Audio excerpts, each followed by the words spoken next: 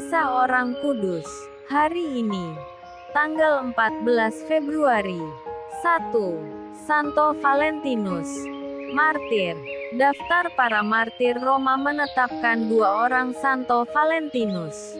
Valentinus pertama adalah seorang imam yang disiksa dan dianiaya pada tahun 269 pada masa penganiayaan umat Kristen Roma oleh Kaisar Claudius tahun 268 sampai 270. Valentinus ini dimakamkan di Jalan Flaminia. Di jalan ini dibangunlah sebuah basilik pada tahun 350 untuk menghormati dia. Valentinus kedua adalah seorang uskup dari Terni, sebuah dusun kecil di bagian utara kota Roma. Beliau juga mengalami nasib yang sama. Ia disiksa dan dianiaya hingga mati pada masa penganiayaan umat Kristen Roma oleh Kaisar Claudius pada tahun 269. 2. Santo Maro, Abbas. Maro dikenal sebagai pertapa. Ia mendirikan beberapa biara pertapaan di Cirrus dekat Kilis, Turki, Syria.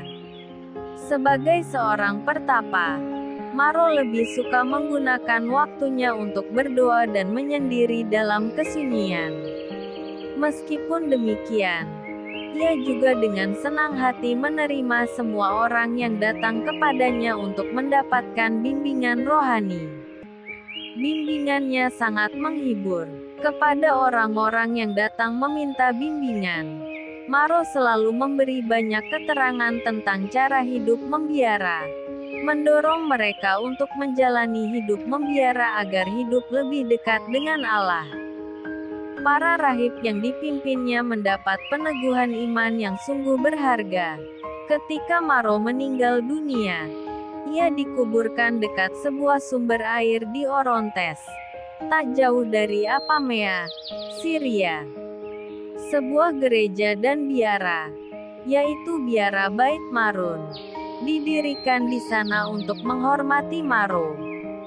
Kaum Maronit, orang Katolik dari dunia timur yang sekarang lebih banyak berdiam di Libanon, menghormati Santo Maro sebagai patriarh mereka. 3. Santo Srilius dan Methodius, uskup dan rahib. Kedua kakak beradik ini lahir di Saloniki, Yunani. Mereka menjalani pendidikan di Konstantinopel dengan hasil yang gilang gemilang. Srilius kemudian menjadi seorang filsuf yang masyhur oleh Theodora, permaisuri Kaisar Konstantinopel. Srilius ditugaskan untuk mewartakan Injil kepada bangsa-bangsa yang mendiami tepi Sungai Donau. Sedangkan Methodius adiknya, mengasingkan diri dari dunia ramai dan menjadi seorang rahib. Setelah meletakkan dasar iman yang kokoh bagi umat di tepi Sungai Donau, Srilius kembali ke Konstantinopel untuk memperkuat iman dan semangat kerasulannya. Ia pergi ke biara adiknya Methodius. Sementara berada di sana, Raja Radislaus dari Moravia mengundang para misionaris ke negerinya yang belum beragama Kristen. Methodius bersama Srilius diutus ke sana untuk mewartakan Injil. Di sana Srilius dan Methodius merayakan liturgi dengan menggunakan bahasa Slavia dalam suasana yang semarak dan indah. Hasil kerasulannya sangat gemilang sehingga nama mereka tersebar hingga ke Roma. Mendengar berita tentang Srilius dan Methodius, Paus Nikolas pertama tahun 858 sampai 867 memanggil mereka ke Vatikan. Mereka disambut dengan meriah oleh Sri Paus. Tetapi beberapa orang yang iri hati terhadap keberhasilan kedua kakak beradik itu, mengajukan mereka ke pengadilan Sri Paus sebagai pengkhianat karena merayakan liturgi suci dengan menggunakan bahasa Slavia. Tetapi setelah mendengar keterangan mereka berdua perihal karya kerasulannya, Paus tidak saja menyetujui tindakan dan kebijakan mereka, tetapi juga menabiskan mereka menjadi uskup. Sayang tidak lama kemudian, Srilius meninggal dunia di Roma. Methodius adiknya kembali ke Eropa Timur untuk melanjutkan karyanya di tengah bangsa Slavia. Methodius berhasil memperkokoh iman umat di Yugoslavia, Bulgaria dan Dalmasia. Ia kemudian pergi ke Karintia. Di sana ia menghadapi banyak tantangan terutama dari orang-orang yang iri hati padanya. Orang-orang ini melaporkan dia kepada Sri Paus berbagai macam tuduhan yang memojokkan.